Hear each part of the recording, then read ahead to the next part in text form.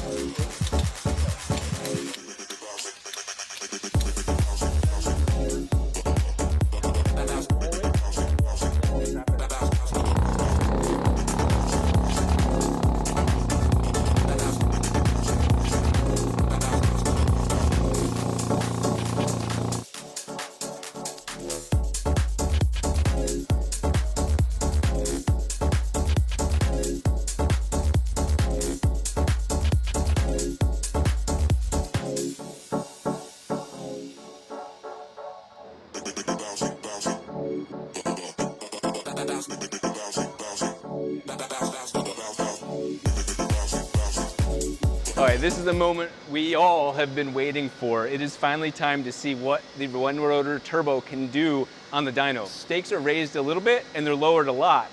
It's only one rotor. So we're gonna be dynoing in third gear because this dyno is also gonna be lugging it kind of hard in fourth gear. That was their recommendation, I agree. Second thing is that we do not have 0 pounds of boost. We have boost creep because it's an internal wastegate, meaning that no matter what, wide open wastegate, the turbo gets air, the turbo is going to make boost. So we're going to see this boost curve do a weird thing like this. Our first couple pulls are going to be figuring out what's that lowest number possible. So it's going to make more horsepower than a one rotor naturally aspirated because the turbo just can't get out of the way. And then we're going to go for power. So my goal is 20 pounds to ultimately 28 if the turbo and the fuel and the engine allow us. But first 3 pulls are going to be pretty fun because first one's that little, and then we'll see what she wants at the very minimum. I'm actually more nervous for this than any of the other cars because that boost creep's got me sketched out a little bit. So cool doing it with a convertible because I get to see so much more. It's a lot easier to communicate and interact. I'm just gonna be like this on the pulls. Feel free to start it and roll it around and kind of we can look at the speed on here and get an idea of where you're going to go. They're setting up the file right now. Okay, perfect.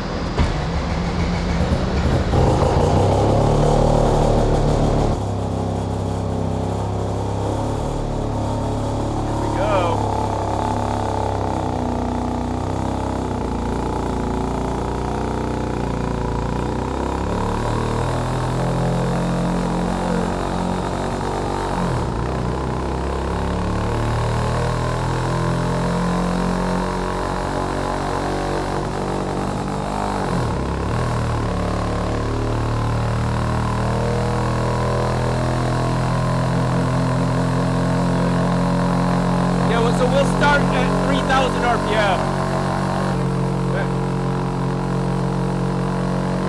Yeah, good to go? Yeah.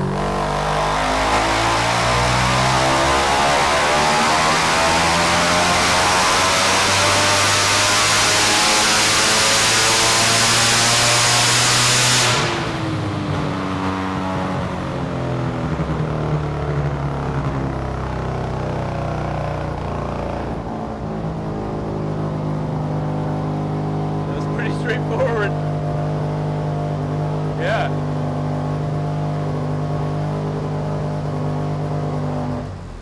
That's wide.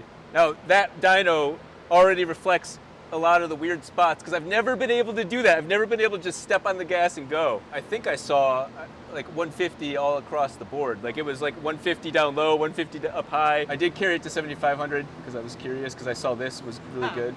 You said 6K. Yeah, I know, I lied. But yeah, getting up into this area also lean, partially because of that kick on. All that other tuning work came in handy for this not being lean. But then we've never been up here with that sort of load. Point out, these numbers look extremely bad, but it's 0.83 when I went to 0.8. So we're not talking about lean at all. And that's the wastegate wide open? That's the We're hitting wastegate 20 wide PSI? open. It won't do less. Yeah, I had a sneaking suspicion. Right here you can see full throttle, and you see how the wastegate boost peaks here and drops? Yeah. That's our peak right there. That's it. $43. I'm telling you right now, yeah, that's where the turbo's gonna come online earlier and peak and drop off. Drop down. Yeah, so that's because we're going to continue stuffing it. So this turbo is perfect for a street car, absolutely perfect. Beautiful. So okay, so we've got Already 155. yeah, bro. that's sick. Now, 130 foot-pounds of torque instantly. I've never seen it come up and be flat across, the two numbers kind of So cross. smooth.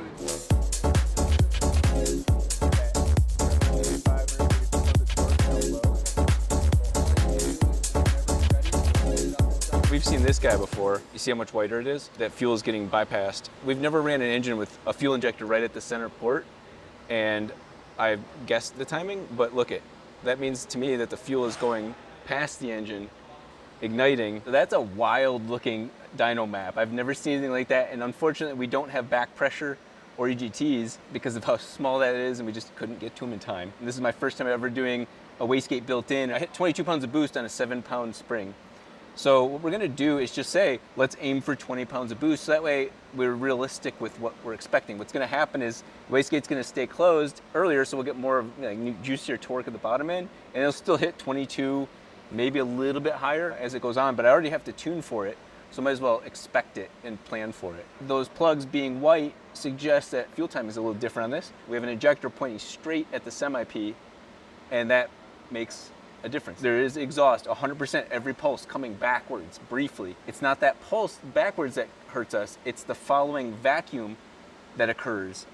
There's a vacuum that sucks it straight through, and that's burning it right out into the exhaust. Oxygen sensor reads rich, engine starts getting more lean. So I'm gonna add a little bit more fuel. I'm also gonna change the timing of that spark plug. Since it's throwing it straight in the motor, let's go for a better peak time. We got bigger injectors to try and get it into a shorter window, and we'll just keep listening to what she has to say. But that was actually kind of a mixture of 2 or 3 of the runs into one. We're now gonna go down into second gear because you see how long that took to do that pull.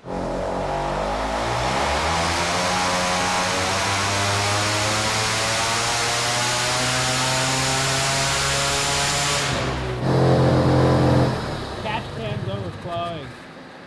Oh, really? We have overflowing catch can, which is not a surprising thing to me right now. All I care about is that first part. The second part, smoothing out, is also my goal.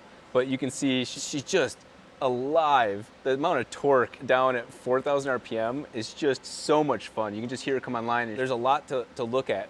But the dyno curve should actually be peaking closer to 6,500. And that's where I gotta do some super sleuthing. But yeah, there's power to be made.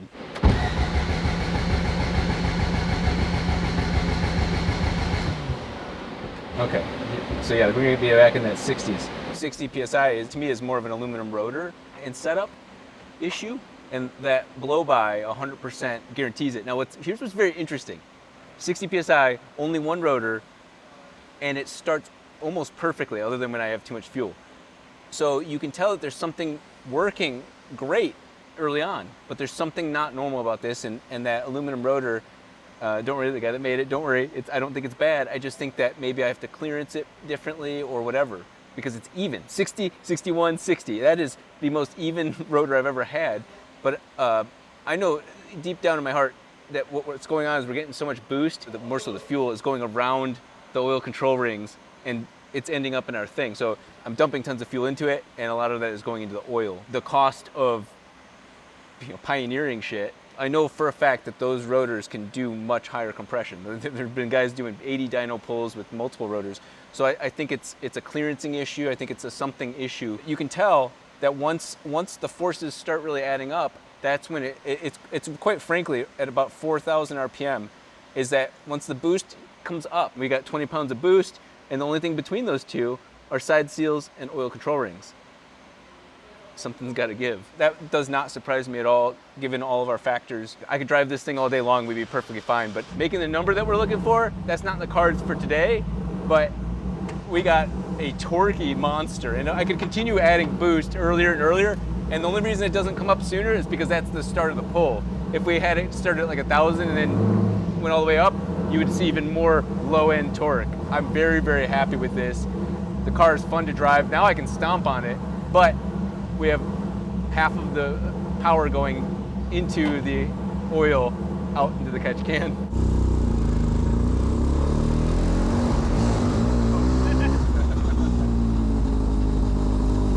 I didn't know you were gonna get on. I didn't know that I was gonna do that.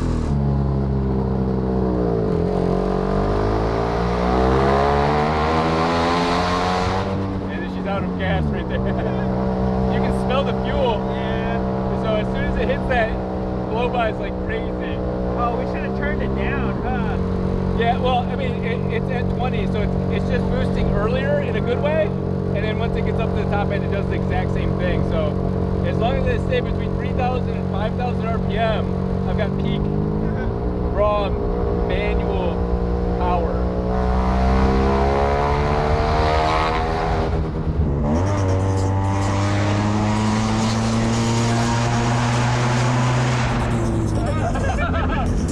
That was not good. Oh, yeah.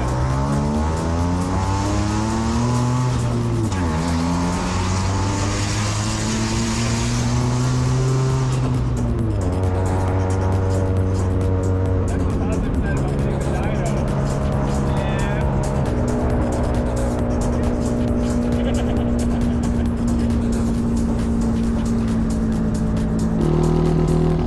Oh, it's on. This bitch.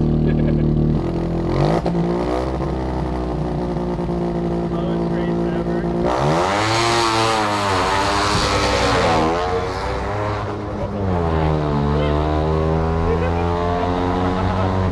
I broke something.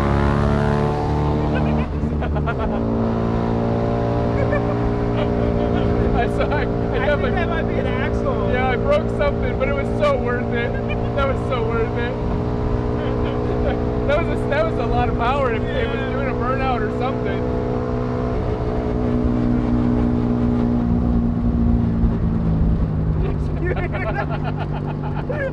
So worth it. So worth it. I broke something. It was worth it. Like an axle or something. It still feels pretty solid. Yeah, I can hear it grind. The dumbest thing we did was did that pull under the bridge.